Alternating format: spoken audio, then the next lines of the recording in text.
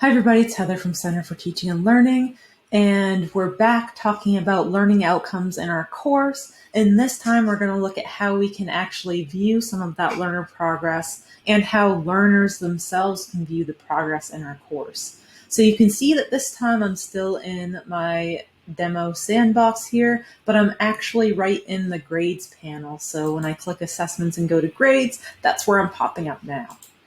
And because we've added learning outcomes to our course, we have an additional achievements panel that we can access. This isn't here unless you add your outcomes to your course. It defaults to grades, which is the normal view that we see just for grading and viewing student grades. But we have a button called Mastery. And once we have the Mastery view open, we can see that we can still see all of our learners.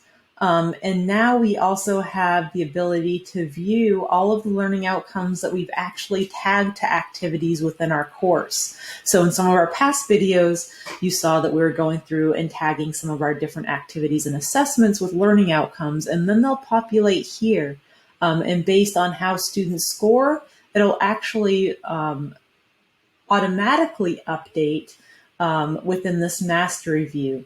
One thing to just keep in mind with the mastery view is that you can see that the eyeball's kind of closed here, so the students can't see these elements here, but I see that Mike actually is approaching in CLO 1, and that has been released just simply by clicking the little eyeball button, and then you can open up that learner. Here's demo learner. Demo learner has not done anything, so there's nothing to automatically assess. I can always manually override, and this learner hasn't handed anything in, so it might be emerging. And when I publish that, that'll then be visible for students.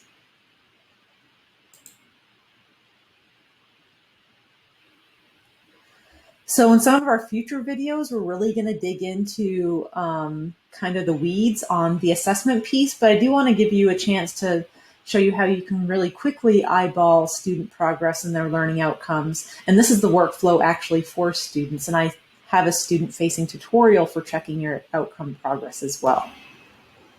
So if I go to course resources here, and I go to class progress, this is familiar to some people because this is also where we go to see if students have accessed content or how long or when the last time they logged into the class was. So I'll just go to Michael here.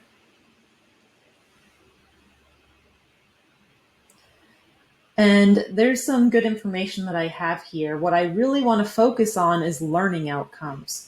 So you can see I have this left-hand menu and I can actually access learning outcomes from there, or I can click right on the title learning outcomes on the main summary page. This will list all of the learning outcomes, and it'll also give me some information as a student, or I can view as the teacher. We both see the same information about what your grades are on all the assignments that are associated with each learning outcome.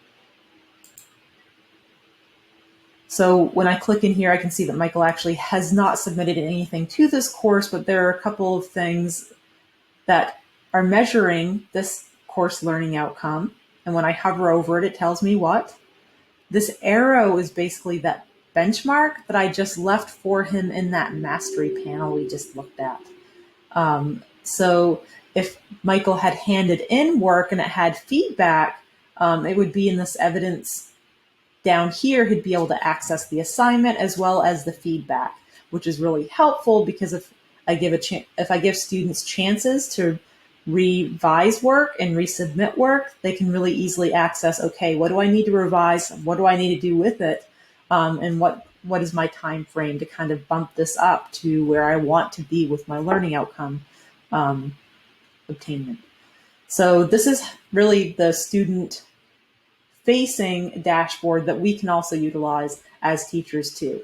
And it's using that mastery panel to kind of fill in that benchmark. And you don't have to do that every week or all the time. In fact, I usually only do it twice in the semester, once at midterm time and once at the end of the semester.